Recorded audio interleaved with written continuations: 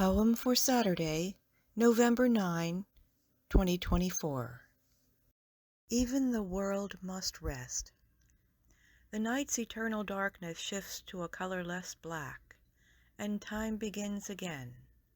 Cobalt to cerulean spreading across the sky to snuff out the stars, and a glowing edge on the horizon heralds the sun. Rising quickly to sparkle on leaves and faces, infusing the dank pre-dawn mist with warm yellow sunbeams. And the world is fully alive again, a miracle equal to life itself. Since before our existence, consistently every day the sun brings its gift, travels across the sky at the same pace regardless of our issues, bright afternoons of life and work, remembered in the quality of light on that day, the weather on another. Do you remember that sunny morning, cold and frosty? No, it was late in the afternoon that happened, during a thunderstorm. The sun now drifting, dropping toward the opposite horizon, its loving light mellowed with the toil of its task. The ancients watch in fear as the aurora of color heralds the loss of their life-giving God. And soon all is again covered with a nestling blanket of darkness. And we may perish if it remains, but even the world, the busy life of this planet, must rest in darkness for part of the day, lest we destroy ourselves with our own productivity. The sun must disappear, take the burden from its shoulders.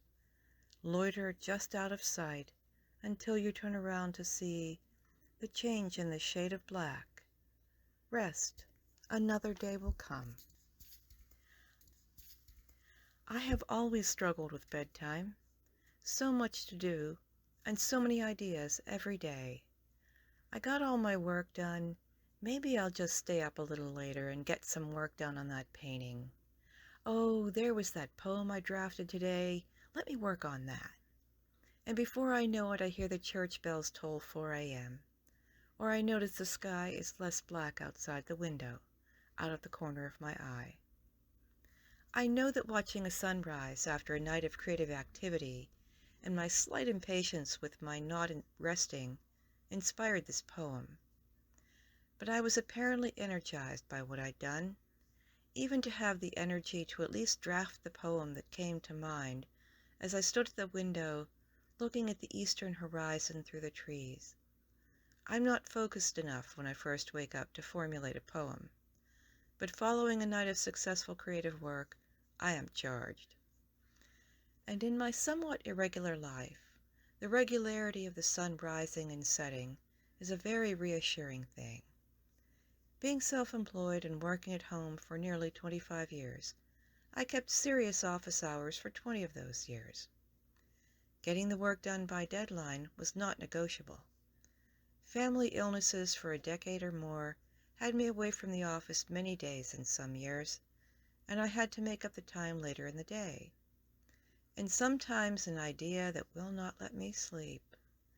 All were acceptable reasons for me to just stay up during those late hours, with no interruptions and total focus.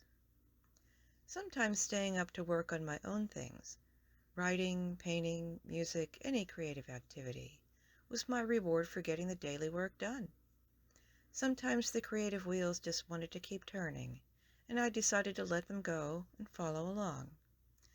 At the same time, I love to end the day, feeling satisfied with what I've accomplished, and wake up the next morning anticipating another day of ideas and activities, my daily work of course, but also working in my garden, running my errands often locally on foot or on my bike, cooking, spending time with my cats, even housework and activities outside of my house, as well as my own personal creative work.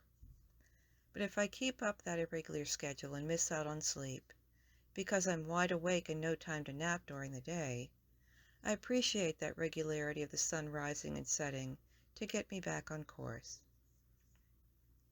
Even the plants in my garden need to rest overnight, and visualizing the planet turning and the dawn breaking and the sun setting as it spins, that community of experience is comforting. Thank you for listening.